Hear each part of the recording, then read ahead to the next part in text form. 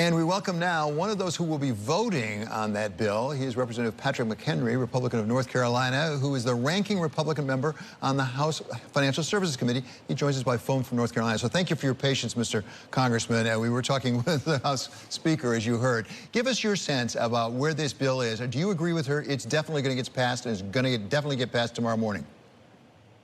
Yes, I believe the president will have it signed into law before business opens on Monday, and we'll get these programs up and running and get the relief to the American people that so desperately need it. Are you confident you can get there fast enough? We talked, for example, with the Speaker a little bit about the SBA, the Small Business Administration. Are we sure that the machinery is there to get cash into people's hands?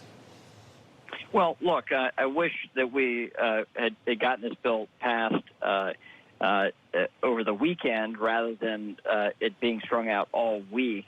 You see the jobless claims have soared. It's 5 times worse than the worst job numbers we've ever seen. And so I wish we'd gotten this bill passed 5 days ago rather than the haggling that has gone on that has just driven the price tag up but not the relief numbers up. So, yeah, I think the American people need this done quickly. I have concerns about the capacity of the federal government in terms of technology, and that's why I've worked intently to have redundancy in programs. So if the SBA can't deliver, we need the Treasury to deliver, and the Treasury to deliver with the Federal Reserve rather than just allow one agency of government to bear the brunt of the relief mechanism. So we're working on those redundancy issues. Yeah, I'm sorry to interrupt. We also spoke with the Speaker about what might come next. She said recovery. Do you have it in your back of your mind that there will be another bill here, perhaps massive spending on things like infrastructure? Well, let's see what happens.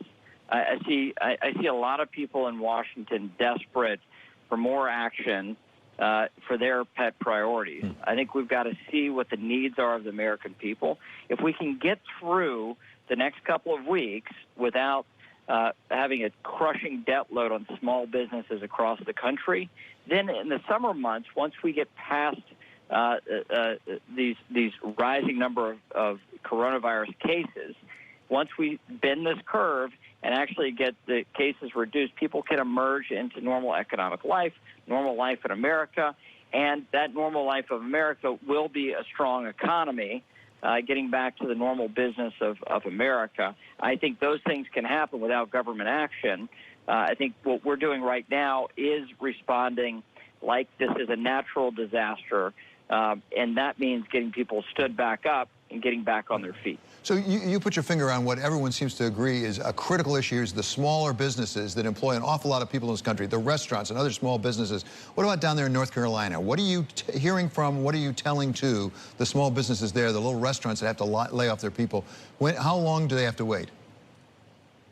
Well, I'm saying that it's going to be a week to 10 days before they can access SBA programs. But they can immediately go to their community bankers once this bill is signed into law. Those community banks, those banks of all sizes, will have greater capacity to work with people to structure their loans to get them through this cash crunch in the next month to 3 months that they're experiencing.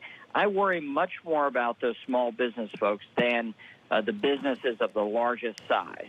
The businesses of the largest size have different credit facilities they can access. But a small business person, somebody who has a daycare, somebody who is has a dry cleaner, or somebody who's cleaning other people's homes, they're the ones that are being severely impacted, and those are the ones who desperately need relief. No question, and we hope it's coming for them. Thank you so much to Congressman Patrick McHenry. He's the ranking Republican of the House Financial Services Committee. Coming up on